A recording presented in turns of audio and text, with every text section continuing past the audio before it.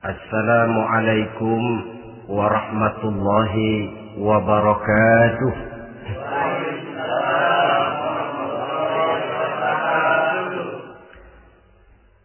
Alhamdulillahi rabbil alamin. Wassalatu wassalamu ala ashrafil anbiya'i wal mursalin Sayyidina wa maulana Muhammadin wa ala alihi wa ashabihil mujahidin at-tahirin, amma ba'd. Saudara hadirin kaum muslimin rahimakumullah. Dalam kehidupan sehari-hari kita selalu berhadapan dengan dua hal yang berlawanan, dengan dua hal yang kontroversial kata orang sekarang, yang kita diharuskan memilih satu di antara kedua hal itu. Sejak kita bangun tidur sampai kita tidur lagi, selalu kita hadapi dua persoalan itu, yang benar dan yang salah, yang hak dan yang batil, yang pantas dan yang tercela, yang ma'ruf dan yang munkar. Persis seperti sebaik lagu yang lagi ngepop dan banyak dinyanyikan anak sekarang, madu di tangan kananmu katanya, racun di tangan kirimu. Tapi saya pikir-pikir, bagaimanapun kalau cuma sekedar madu di tangan kanan, racun di tangan kiri, adresnya jelas.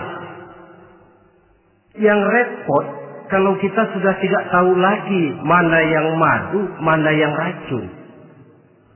Lebih celaka lagi di zaman sekarang, banyak racun mereknya madu.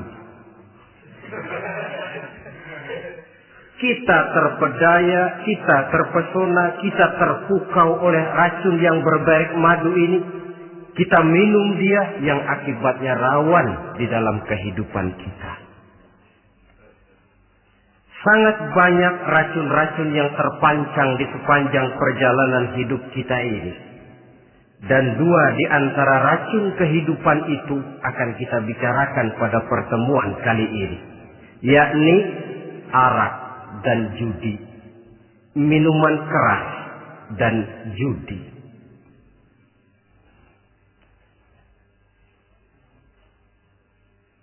Sebagai yang kita maklum bahwa Islam bertujuan memelihara kemuliaan manusia yang diciptakan fi ahsani taqwim, dalam bentuk yang paling sempurna. Arak atau minuman keras jelas merupakan hal yang merusak dari berbagai aspek kehidupan. Entah kesehatan tubuh, entah pertumbuhan akal, ketentraman rumah tangga, ketentraman masyarakat, bangsa dan negara. Cobalah sejenak kita adakan penyelidikan. Kalau masuk kita ke dalam penjara, melihat sel-sel di sana, berapa banyak yang mendekam di sel karena urusan minuman keras.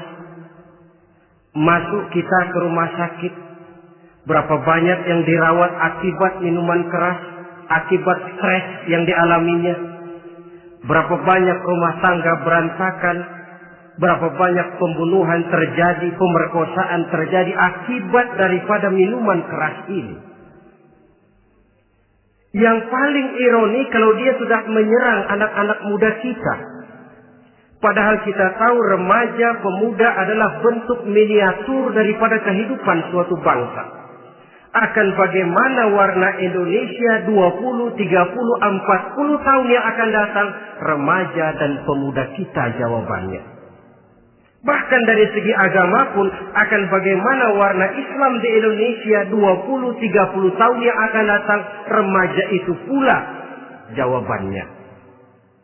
Karena itu, tidak terlalu berlebihan kalau saya berkata bahwa untuk menghancurkan Islam di Indonesia ini, tidak perlu menghancurkan pondok pesantren, tidak perlu menutup masjid, melarang pengajian, menyegel musola, tidak perlu. Untuk menghancurkan Islam di Indonesia, cukup dengan meracuni remaja, pemuda-pemudi Islam di Indonesia.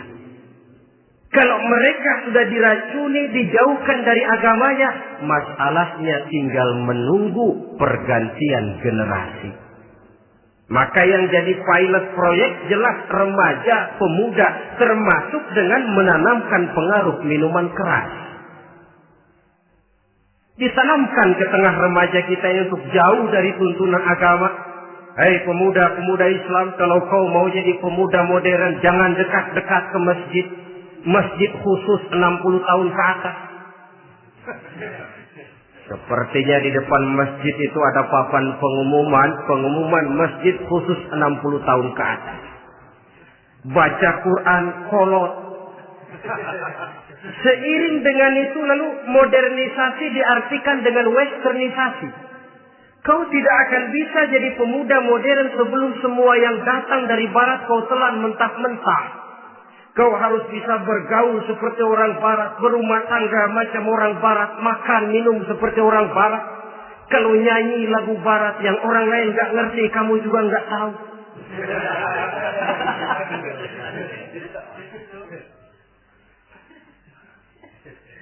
Anutlah itu free love yang pada gilirannya akan mengarah kepada free sex alias samen-liven. Isaplah itu ganja, morfin, narkotik. Jikalau sudah terlena kita dengan itu, maka kehancuran suatu bangsa sesungguhnya sudah dimulai. Penyakit minuman keras ini bukan cuma penyakit zaman ini. Masyarakat yang dihadapi oleh Rasulullah Sallallahu Alaihi Wasallam 14 abad yang lalu juga masyarakat yang kemaruk dengan minuman keras. Arab jahiliyah kalau sudah minum arak mabuk, tidak cuma minum, dia mandi pakai arak. Sistem pendidikan yang disampaikan Islam bijaksana. Mula-mula diberikan gambaran bahwa arak itu walaupun ada manfaatnya tapi ada bahayanya, dan bahayanya jauh lebih besar daripada manfaatnya. Tahap kedua diberikan pesan jangan mendekati sholat dalam keadaan mabuk.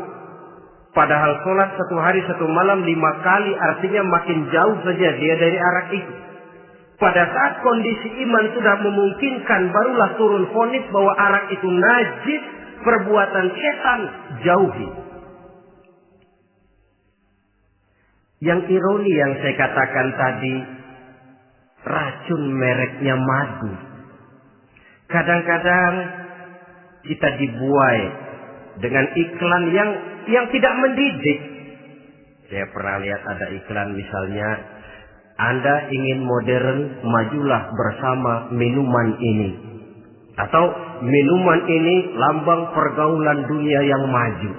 Modern diukur dari minuman. Yang jadi korban akhirnya remaja dan pemuda-pemudi kita.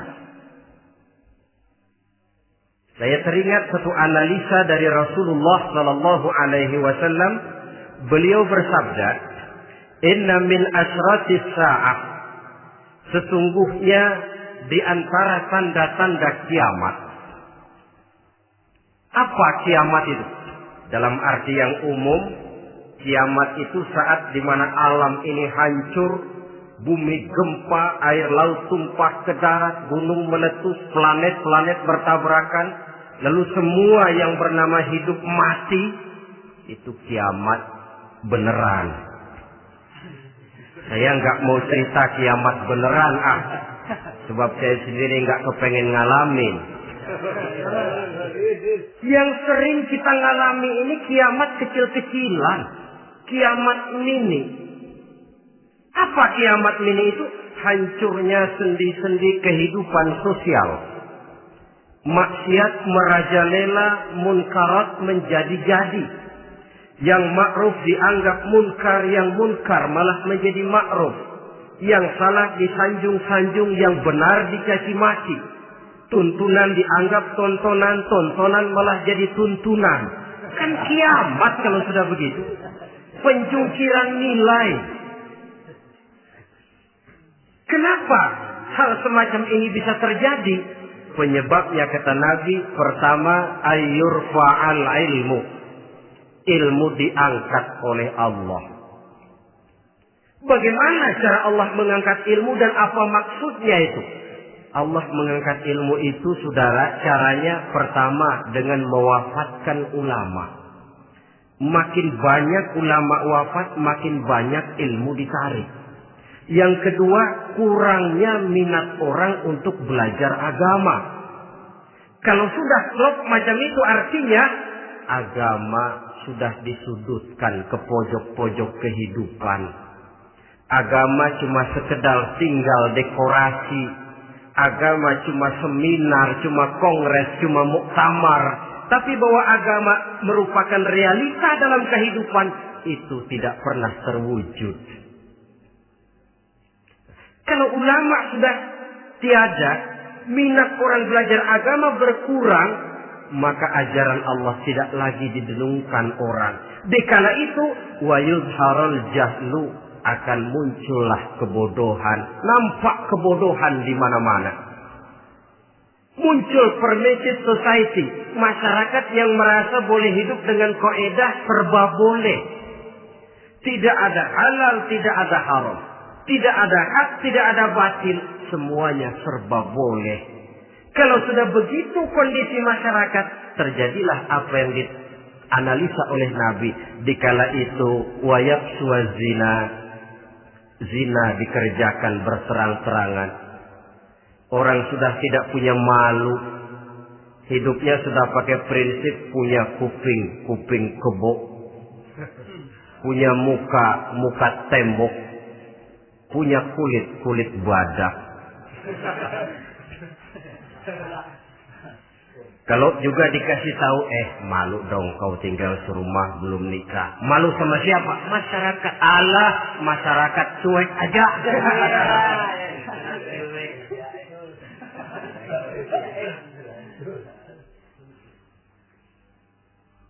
Bukankah realita kalau kita ikuti surat-surat kabar, berapa banyak sudah gadis-gadis bergelimpangan jadi korban?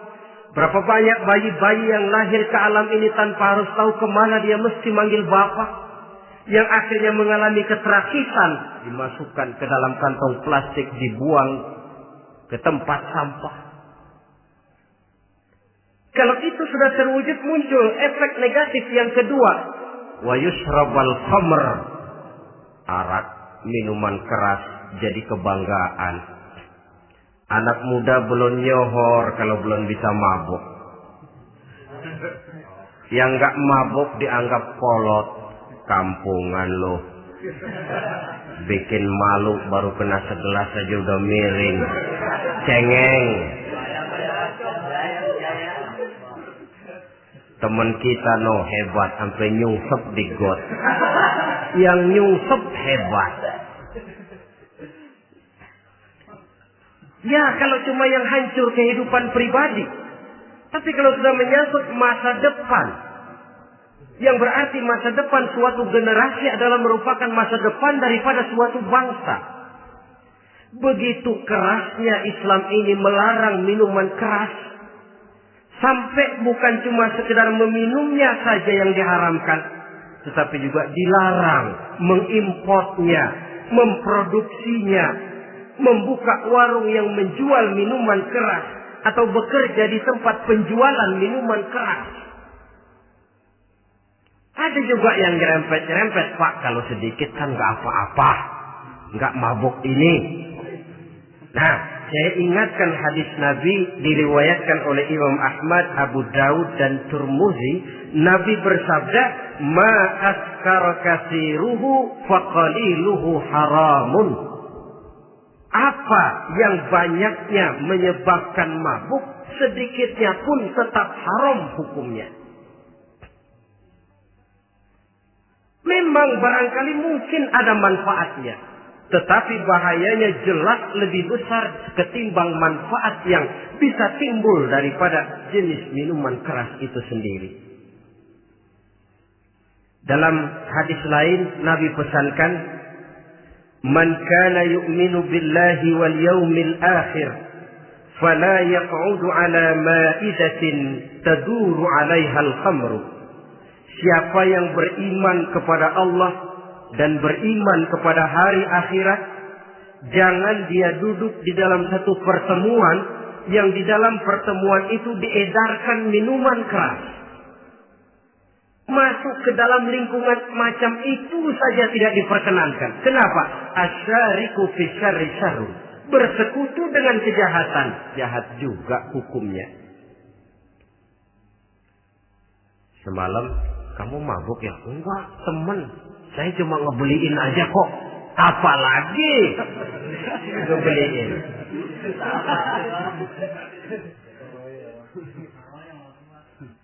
Sebab apa? Dalam keadaan mabuk, orang tidak lagi bisa berpikir secara logik. Daya kontrol hilang, artinya perbuatan sudah tidak terkontrol lagi. Yang pertama. Yang kedua, IQ tidak akan tumbuh dan berkembang secara normal seperti yang kita harapkan. Yang ketiga, harga diri akan runtuh hancur di tengah masyarakat. Bayangkan kalau tengah malam kita digotong orang diantar ke rumah kita.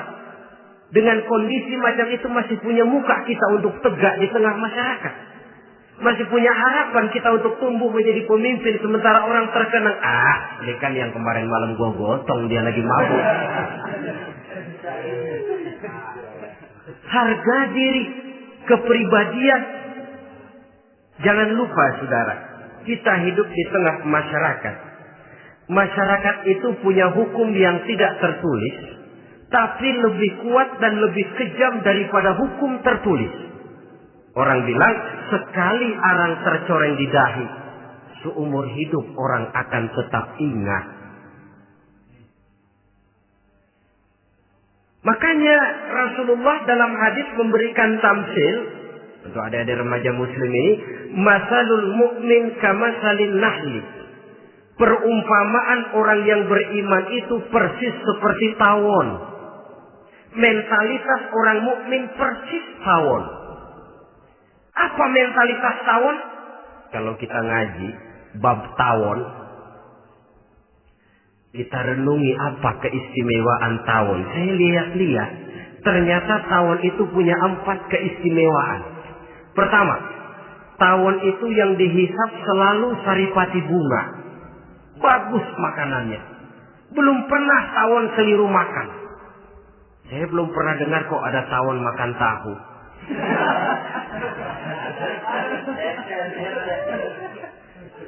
Yang dimakan selalu saripati bunga. Artinya apa? Orang mukmin perutnya itu perut selektif. Yang dimakan yang baik-baik, yang diminum yang baik-baik. Yang baik menurut agama itu adalah yang halal, thayyibat. Perutnya selektif, bukan perut asbab. Kalau asbab untung apa saja masuk ke dalamnya. Tapi mukmin perutnya ini selektif. Daging kambing masuk, tahu masuk, kangkung masuk, kodok minggir. Air kelapa minum, kopi minum. Tapi kalau sudah berbau minuman keras, minggir. Sebab apa? Makanan dan minuman yang kita masukkan ke dalam perut besar ini akan digiling dalam perut besar, akan melahirkan energi, menggerakkan sel-sel pembuluh saraf. Kalau makanan dan minuman itu terdiri dari yang haram, energi yang ditimbulkan olehnya energi yang haram, mempengaruhi sel-sel pembuluh saraf. Orang akan cenderung berpikir yang haram kalau terlalu sering memakan makanan haram. Kalau sudah berpikir kepada yang haram, perbuatan pun akan mengarah kepada yang haram juga. Contoh kecil aja dah, ada nggak maling mikirin majelis taklim? Karena yang dimakan lebih banyak yang haram, yang dipikir paling-paling nanti malam rumah siapa lagi nih ya? Sudah mengarah ke sana.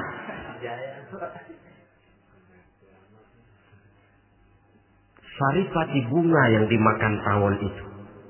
Lalu tawon yang kedua saya lihat yang dikeluarkan selalu madu. Artinya apa orang mukmin itu? Kalau dia berkata, perkataannya mengenakan orang. Kalau dia berbuat, perbuatannya membawa manfaat bagi orang. Kalau kakinya melangkah tentu ke tempat yang ada gunanya. Yang dikeluarkan madu, bukan racun. Indah tawon itu. Yang ketiga, tawon saya lihat, kemanapun dia hinggap, tidak ada dahan patah. Artinya apa? Orang mukmin dimanapun dia tinggal, kemanapun dia pergi, pantang jadi biang kerok buat lingkungannya. Pantang menimbulkan kerusuhan dan keonaran. Tidak ada cabang patah dimanapun tawon hinggap. Tapi juga yang keempat, saya lihat-lihat tawon itu, jangan coba-coba diusik. Satu kali dia diusik, kemana orang lari? Nyilem masih ditungguin. Tawon. Tapi kalau nggak diusik, nggak ada tawon usil ke pasar nyariin orang. Ketika dia diusik, inilah saatnya saya harus mempertahankan kehormatan diri saya. Dia pun bangkit. Artinya apa? Orang mukmin tidak boleh nyari-nyari musuh. Tapi ketemu musuh tidak boleh lari. Musuh jangan dicari, bertemu pun jangan lari. Mentalitas orang mukmin seperti tawon. Yang dimakan baik, yang dikeluarkan baik. Kemana dia tinggal tidak menimbulkan keonaran buat masyarakat, tapi juga sanggup menjaga dan mempertahankan kehormatan dirinya. Kalau konteksnya dengan masalah yang sedang kita bicarakan, minuman keras. Saya katakan tadi, kita kadang-kadang salah pilih, tertipu oleh racun yang bermerek madu. Ada minuman empuk, nyari yang keras. Salah pilih. Ketahuan orang bikin pel buat anjing. Manusia yang nelen. Akhirnya miring kayak anjing. Saudara, mari kita renungi An-Nisa ayat 140. Allah Subhanahu wa ta'ala mengingatkan, "Qad nazzala 'alaikum fil kitab an idza sami'tum ayati Allahi yukfar biha wa yustahza'u biha fala taq'udu ma'ahum hatta yaqudu fi haditsin ghairi innakum idzam misluhum." Sungguh kata Allah, telah diturunkan kitab Al-Quran ini kepada kamu, yang apabila kamu dengar ayat-ayat Allah itu diingkari orang, diejek-ejek orang, fala taqudu ma'ahum, jangan kamu duduk bersama orang-orang semacam itu. Bagaimana mengejek ayat-ayat Allah? Misalnya, tahu kalau minuman keras itu diharamkan, tapi masih minum juga, itu kan mengejek ayat namanya. Duduk di majelis semacam itu dilarang oleh Quran. Kenapa? Innakum idzam misluhum. Kalau kamu juga duduk di majelis semacam itu, kau dan mereka sama saja, kata Quran. Sama saja. Tahu kalau minuman yang memabukkan itu diharamkan agama, tapi minumnya juga mengejek ayat Allah. Duduk di tengah kelompok mereka berarti ikut mengejek ayat Allah. Dekat saja pun jangan, entahlah lagi sampai meminumnya. Maaf, bukankah Allah menurunkan Al-Quran kepada manusia, kata Imam Al-Ghazali, persis, maaflah, seperti gubernur bikin surat kepada Pak Lurah.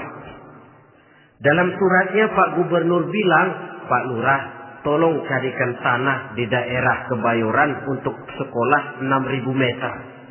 Pak Lurah dapat surat dari Pak Gubernur, bangga bukan main. Itu surat sore, pagi, siang, malam dibaca. Ditaruh di tempat yang tinggi. Diberikan minyak wangi, mau diambil, dicium dulu. Dibawa dengan penuh hormat dan hati-hati. Tapi tanah yang dipesan Pak Gubernur tidak dicari-cariin. Penghargaan macam apa ini? Nanti Gubernur cek, Pak Lurah, siapa? Sudah terima surat saya? Sudah Pak, sudah. Bagus. Lalu bagaimana? Aduh Pak, surat Bapak sore pagi siang malam saya baca. Bagus. Apalagi Lurah? Surat Bapak saya taruh di tempat yang tinggi Pak. Saya pakai minyak wangi. Mau saya ambil, saya cium dulu. Saya bawa dengan penuh hormat dan hati-hati. Bagus Lurah. Kau memang hormat sama atasan. Cuman Lurah, tanahnya udah dicariin belum? Nah yang itu belum tuh Pak. Belum. Kata Gubernur, bagus Lurah. Besok berhenti lo ya.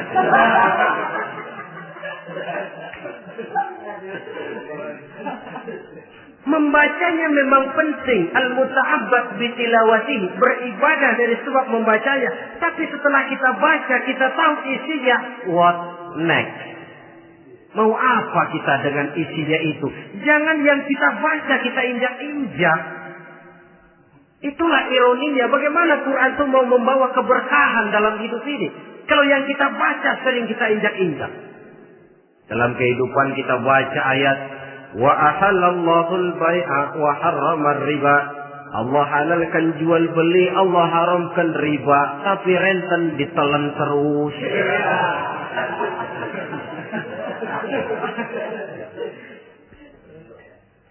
Kita baca ayat wa'tasimu bihablillahi jami'an wa la tafarraqu. Berpegang teguhlah kamu kepada tali Allah, jangan bercerai-berai. Tapi sesama muslim pelotot-pelototan jalan terus. Janganlah yang sesama muslim kadang-kadang yang mengklaim dirinya sebagai pemimpin Islam kelihatannya juga sikut-sikutan jalan terus.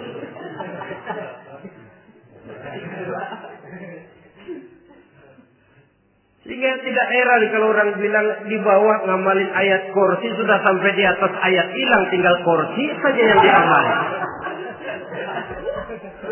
Ironi dan menyedihkan. Perjalanan panjang memang saatnya kita menunggal dengan Al-Quran ini. Tetapi prosesnya memang harus kita mulai dari sekarang.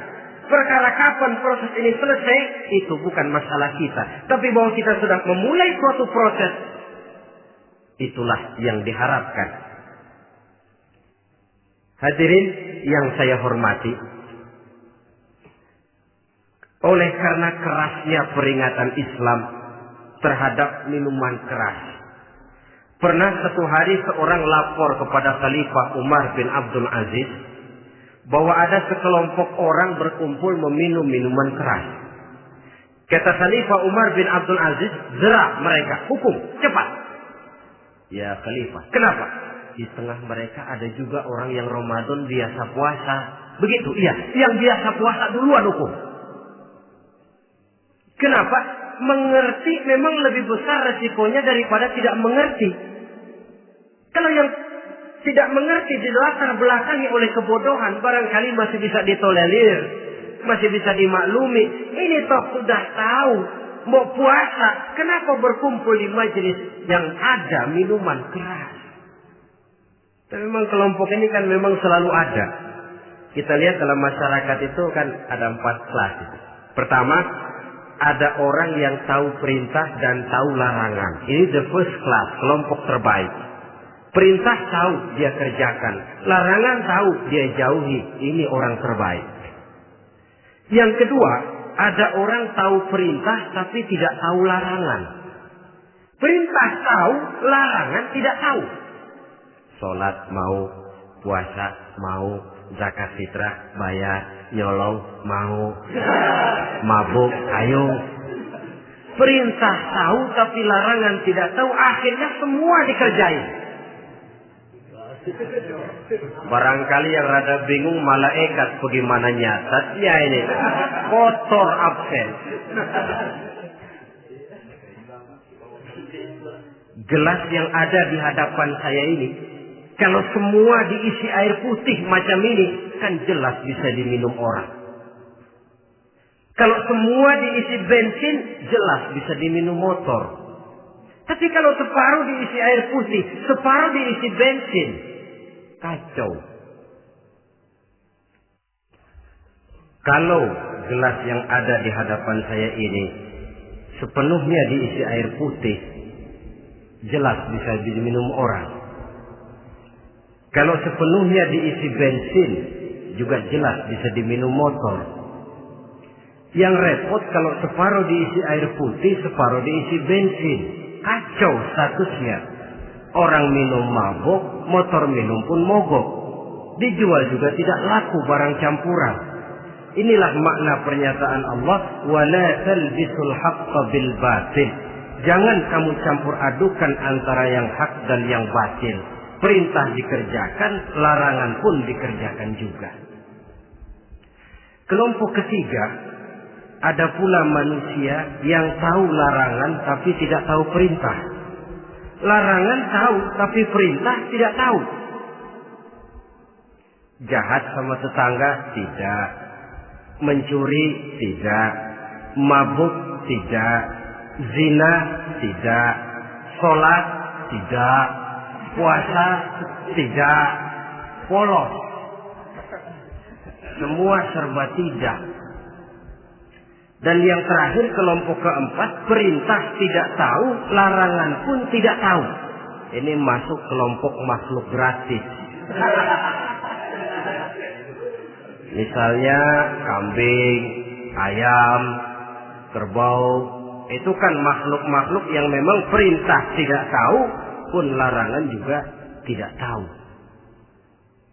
Nah, dalam hubungannya dengan ini, saya mengajak, marilah kita berusaha sekuat mungkin menjauhkan diri dari minuman keras yang jelas bahayanya dengan hidup tidak jauh dari bimbingan agama.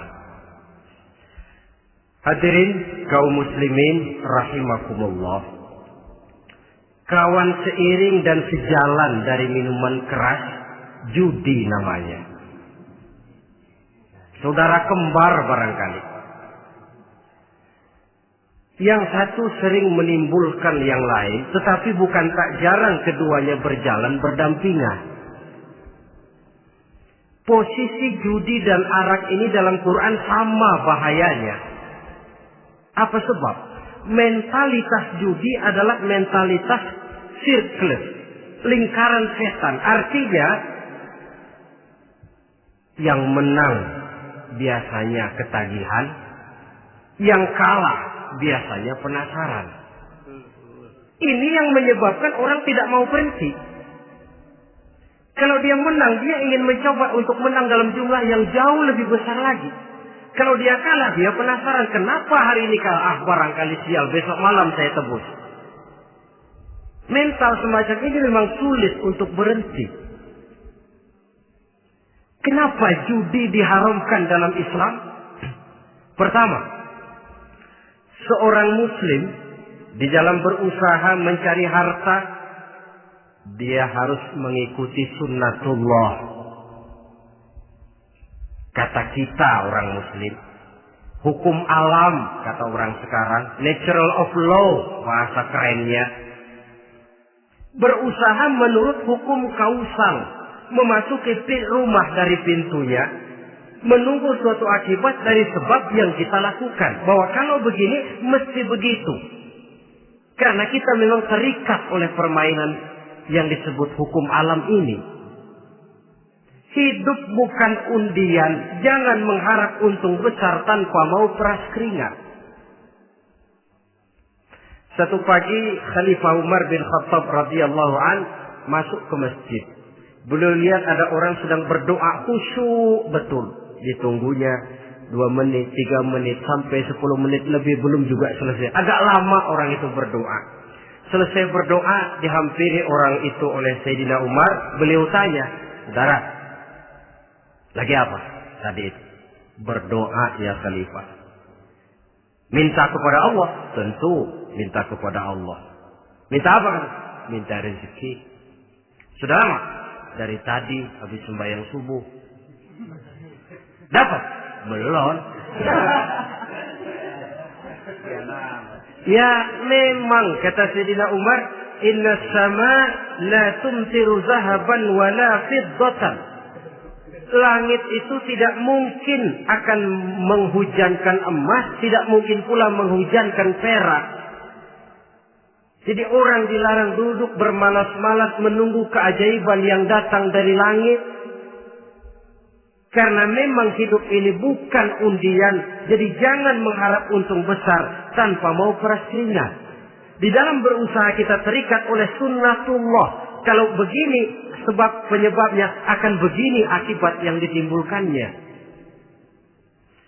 Yang kedua, Islam menjadikan harta manusia itu sebagai benda berharga yang dilindungi.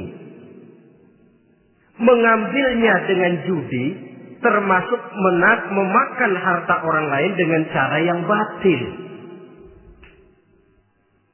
Yang ketiga, judi itu sendiri dapat menimbulkan permusuhan dan pertentangan antara para pemain itu sendiri. Meskipun kelihatannya kompak duduk dalam satu meja yang saling berhadap-hadapan, yang kalah kelihatannya pasrah, tetapi kan itu cuma kulit permukaan. Batinnya bagaimanapun juga yang kalah itu tetap mendendam. Sedangkan yang kalah di samping mendendam juga mengomel, mencaci mungkin. Ya lawan bermainnya, ya mungkin juga dirinya sendiri. Dan yang keempat, judi itu merusak aktivitas hidup. Membuat orang membuang waktu dengan tidak terasa. Dan yang pada gilirannya melupakan orang kepada tanggung jawab. Wah, kalau sudah memegang kartu, konon kabarnya, saya sendiri alhamdulillah belum pernah. Lupalah orang anak, lupalah orang kepada istri, lupalah orang kepada tanggung jawab. Waktu pun berlalu tanpa terasa. Apalagi kalau sudah diiming-iming oleh gambaran akan memperoleh keuntungan yang besar. Termasuk di dalam judi itu undian, apapun namanya.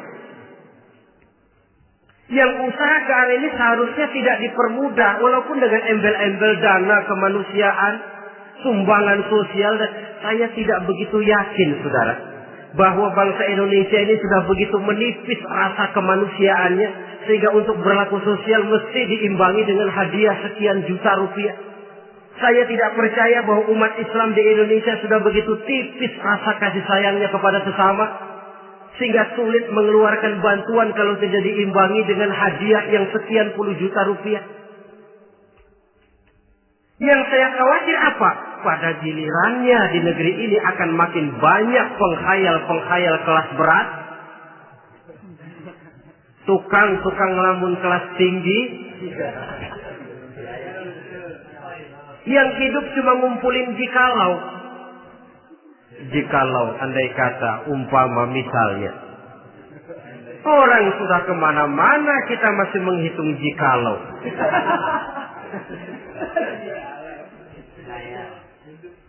Orang boleh saja mengharap burung terbang tinggi, tapi punai di tangan jangan dulu dilepas. Artinya idealisme silahkan terbang setinggi langit, tapi kaki harus tetap berpijak di alam realita. Bahwa memang lebih baik makan singkong dalam kenyataan daripada makan roti tapi ngimpi.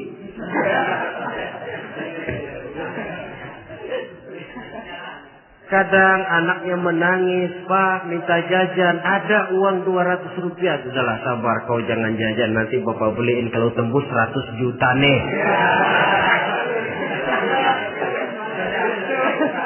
Akhirnya yang 100 juta tidak, anak pun kelaparan. Bukankah akan jadi masalah bagi semuanya? Belum lagi rasa sayang kepada harta yang sudah dia miliki. Entah itu tanah, rumah, kendaraan. Kalau sudah kadung kalah di meja judi, hilang rasa sayang kepada benda itu.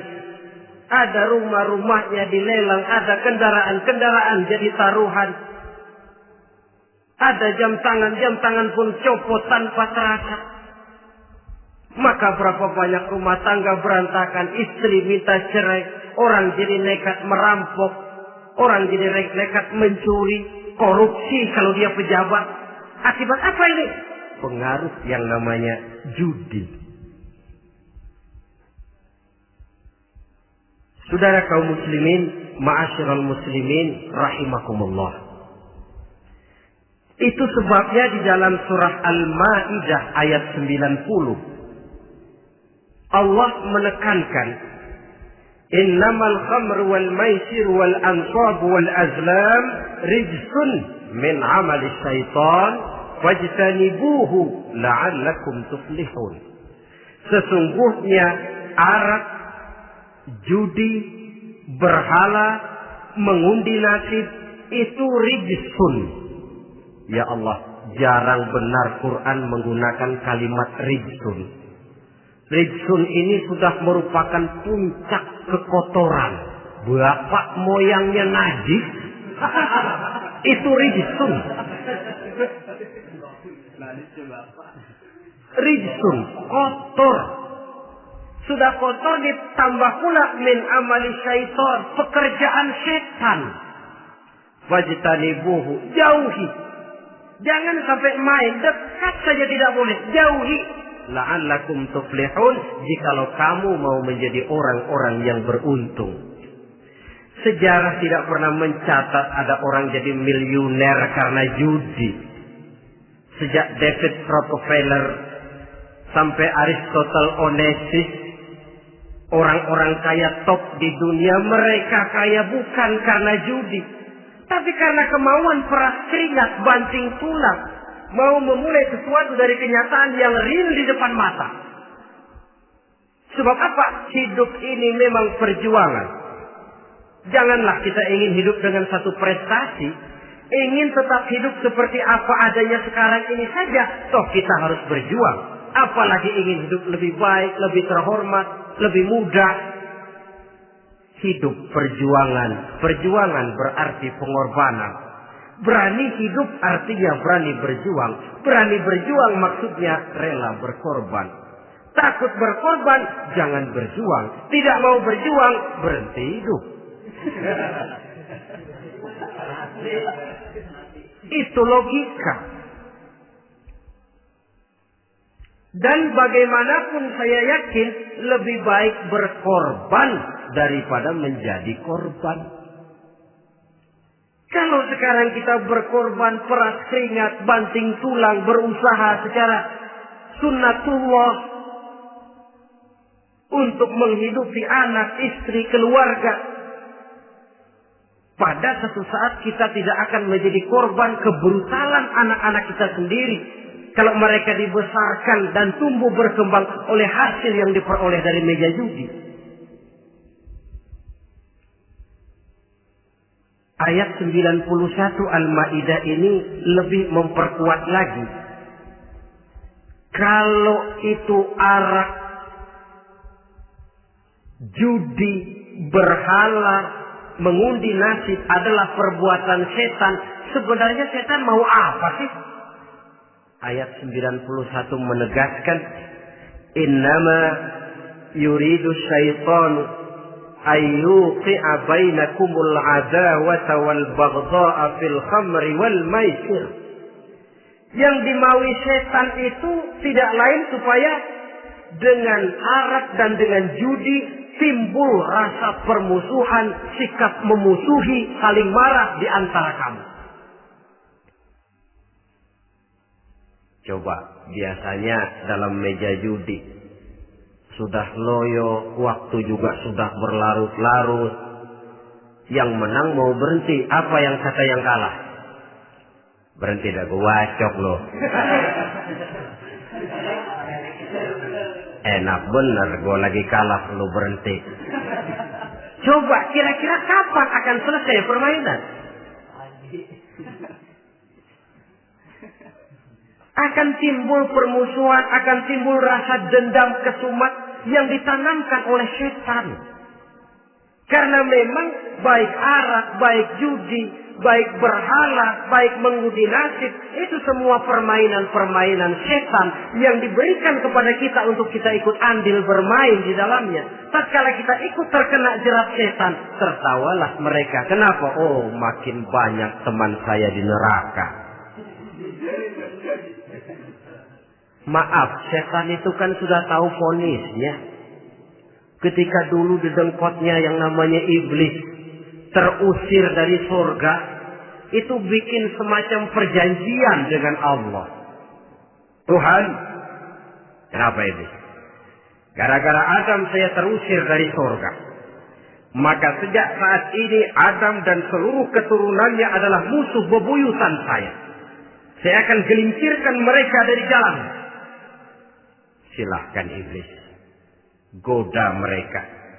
Tapi kau tidak akan mungkin bisa menggoda mereka kalau hamba-hambaku itu menjadi hamba yang ikhlas. Hanya hambaku yang ikhlas yang tidak mungkin kamu goda. Yang lain barangkali bisa. Sejak saat itulah iblis memproklamirkan permusuhan. Dan dia sudah tahu betul vonisnya neraka.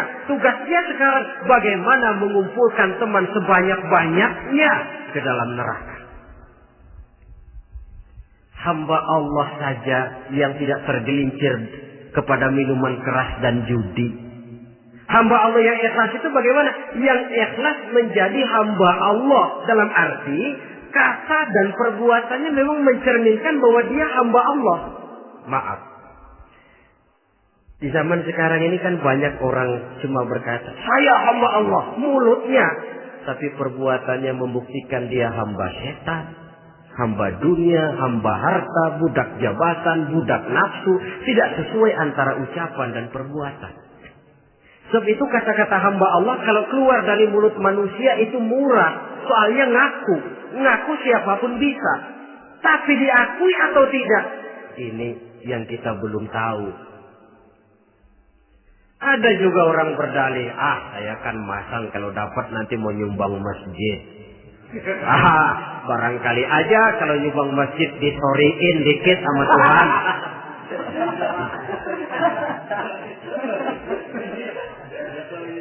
Apa bisa begitu? Saudara, kita tidak mungkin mencuci kain dengan air najis. Innallaha thayyibun, kata Nabi, la yaqbalu illa thayyiba. Allah itu baik dan hanya menerima yang baik. Bahwa dalam Islam tujuan yang baik harus dicapai dengan prosedur yang baik. Bahwa niat menyumbang masjid bagus, tapi hasil daripada judi atau undian tidak akan menyampaikan kita kepada tujuan itu. Tidak boleh mencuri kain walaupun niatnya untuk sholat. Kalau nyolong kain niatnya buat sembahyang, dimaafin kali. Walaupun sholatnya sah, mencuri kainnya tetap saja dosa. Islam tidak menghalalkan segala cara untuk mencapai suatu tujuan. Bahwa tujuan yang baik harus dicapai dengan cara yang baik juga. Dan penyakit judi ini juga bukan penyakit baru. Sejak dulu. Masa jahiliyah judi mereka. Saya kira kalau Las Vegas, kota judi Amerika saja barangkali masih kalah dengan cara judi jahiliyah dulu. Mereka kalau sudah judi itu uang.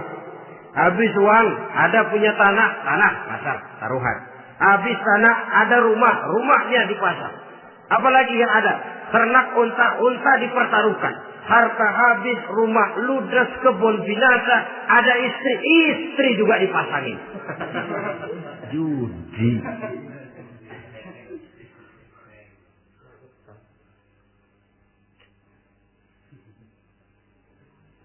Kita sebagai muslim oleh Al-Quran dijelaskan orang yang mempunyai dua tujuan hidup. Pertama tujuan jangka pendek. Yang kedua tujuan jangka panjang. Tujuan jangka pendek dunia dan seluruh isinya. Tujuan jangka panjang adalah akhirat dan ridho Allah. Ini yang terpantul dalam doa setiap kita. Rabbana atina fid dunya hasanah wa fil akhirati hasanah. Tercapai tujuan jangka pendek di dunia hasanah dan tujuan jangka panjang wa fil akhirati hasanah. Untuk mencapai tujuan jangka pendek, merangkul dunia dan seluruh isinya, apa yang jadi modal utama? Pertama, pendidikan. Makin tinggi jenjang karier pendidikan yang kita tempuh, rasa-rasanya makin mudah menjangkau dunia dan isinya. Yang kedua, pengalaman. Tenaga expert masih tetap diperlukan. Makin banyak pengalaman, makin mudah menjangkau dunia. Yang ketiga, dan ini ada tapi tidak bisa dijadikan pegangan, faktor nasib. Faktor kebetulan. Ada, tapi tidak bisa dijadikan pegangan mutlak. Pendidikan, pengalaman, ingin menjangkau fid dunia hasanah. Ini modal utama. Lalu untuk mencapai fil akhirati hasanah, prestasi ibadah. Bagaimanapun tinggi pangkat dan jabatan kita, bagaimanapun banyak gelar kita sandang, tanpa prestasi ibadah, nol besar kita dalam pandangan Allah. Itu sebabnya kita sholat. Jadi tidak beralasan kalau orang ditanya, kenapa sih kamu nggak sholat? Ah, tetangga saya sholat melarat terus. Memang sholat itu bukan untuk mencari uang kok. Kalau ada orang yang rajin sholat, rezekinya kelihatan lancar, itu cuma sekedar persekot. Uang muka, cashnya tetap di akhirat nanti. Efeknya apa? Karena kita punya tujuan jangka panjang, mengharap ridho Allah di akhirat. Cara kita mencapai tujuan jangka pendek dibatasi oleh pertanyaan, Allah ridho apa enggak? Kita cari uang, tapi pertanyaan pokok, Allah ridho enggak cara ini? Kita mengejar kedudukan, tapi Allah ridho enggak dengan cara ini? Ini yang menyebabkan kita lantas tidak lalu menghalalkan segala cara. Yang penting tujuan tercapai cara apapun halal. PKI. Kan cuma PKI yang berprinsip asal tujuan tercapai cara apapun halal. Dan kita sudah sepakat PKI dan seluruh ajarannya tidak berhak hidup di bumi Pancasila ini. Cuma jangan sekedar PKI-nya dikutuk tapi ajarannya dipakai.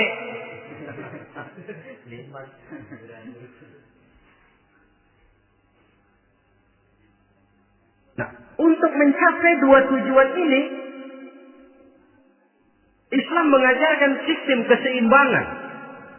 Sehingga Nabi sabdakan, "I'mal li dunyaka ka'annaka ta'ishu abada, wa'mal li akhiratika ka'annaka tamutu ghada." Bekerjalah buat duniamu seolah-olah kau akan hidup untuk selamanya, tetapi bekerjalah untuk akhiratmu seolah-olah kau akan mati besok. Jadi kalau kita sudah sholat menghadap Allah, usolli fardhu maghrib, Allahu Akbar, ingat seolah-olah kita akan mati besok supaya timbul khusyuknya. Tapi kalau kita sudah bekerja, kuliah, belajar di tempat tugas, ingat seolah-olah kita akan hidup selamanya supaya timbul gairah kerja. Jangan dibalik. Di kantor ingat mati, lemas terus. Ngapain kerja sungguh-sungguh bakalan mati. Lagi sholat ingat Duta Merlin, Altiron Plaza, ya kacau. Salah pasang, tidak pada tempatnya. Untuk mencapai fid dunya hasanah ini, Islam mengajarkan tempuh jalur yang mengikuti sunnatullah. Itu yang dihargai oleh agama. Terikat oleh hukum kausal bahwa kalau ini yang saya usahakan hasilnya akan begini. Perkara nanti hasil tidak seperti yang kita harapkan, baik sangkalah kita kepada Allah. Sebab kita tidak tahu rahasia apa di belakang itu. Kadang orang mengeluh, habis saya rajin sholat tapi rezeki seret, berhenti aja dah. Kita tidak tahu rahasia di belakang itu. Pernah hadirin, satu hari seorang petani, dia selesai bekerja di ladang, istirahat. Dia tidur di bawah sebuah pohon beringin. Di sebelah pohon beringin itu ada pohon labu. Dia berpikir, kalau saya lihat-lihat Tuhan nggak adil katanya. Masa pohon beringin pohonnya besar, buahnya kecil. Pohon labu pohonnya kecil, buahnya gede. Tuhan bukan arsitek ulung ini.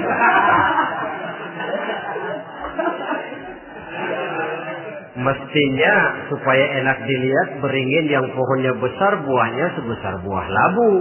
Pohon labu yang pohonnya kecil buahnya kecil saja sebesar buah beringin. Tidak adil Tuhan. Baru dia selesai berpikir Tuhan tidak adil, jatuh sebutir buah beringin tepat menimpa hidungnya. Dia terkejut. Astagfirullahaladzim. Kalau begitu saya sadar katanya, Tuhan benar-benar adil.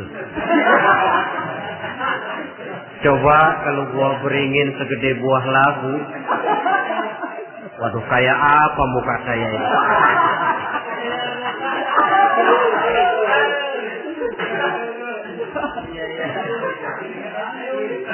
Baru terbuka pandangan matanya setelah berhadapan dengan kenyataan.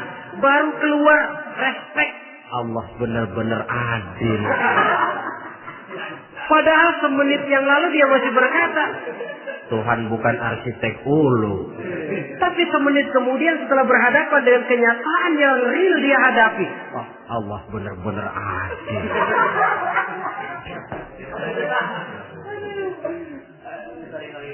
Itulah kehidupan ini.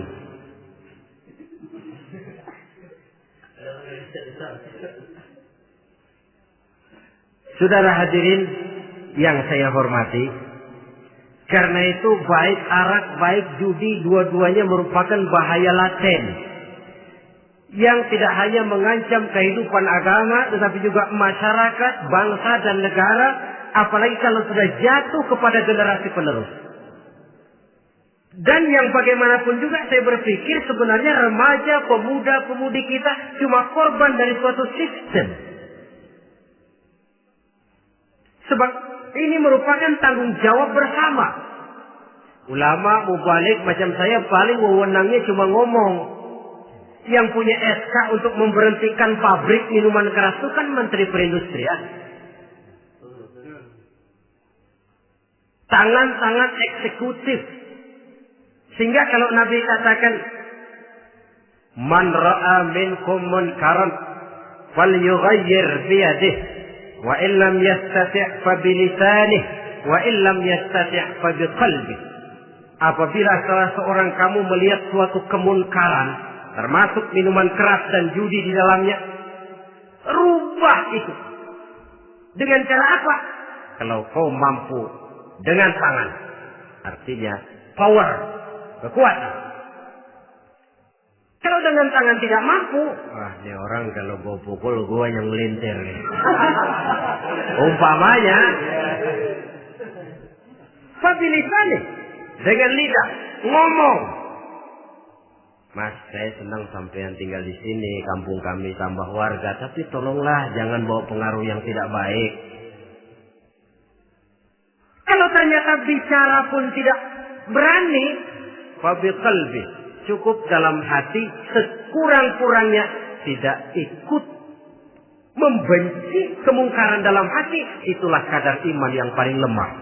Ini secara umum. Tapi kalau hadis ini kita mau adakan semacam, katakan description of job, bahasa kerennya, kita adakan pembagian tugas. Siapa yang harus merombak kemungkaran dengan power? Penguasa, pemerintah, sebab dia punya aparat. Siapa yang merombak kemungkaran dengan lidah? Ulama, kiai, mubalik, ngomong. Siapa yang hanya merubah kemungkaran dalam hati? Kita umumnya rakyat lemah ini. Yang mau ngomong gak berani, tapi hati pegel. Nah, kalau sudah ada pembagian tugas semacam itu, insya Allah masing-masing akan berjalan pada relnya. Dan pada akhirnya selamatlah kita, bangsa Indonesia, umat Islam pada khususnya, dari bahaya, baik bahaya minuman keras maupun bahaya judi. Menyelamatkan bangsa dan yang lebih lagi menyelamatkan masa depan kita. Sekianlah saudara pertemuan kita pada saat ini. Mudah-mudahan ada manfaatnya. Terima kasih atas segala perhatian. Mohon maaf atas segala kekurangan. Usikum wa nafsi bitaqwallah. Wassalamualaikum warahmatullahi wabarakatuh.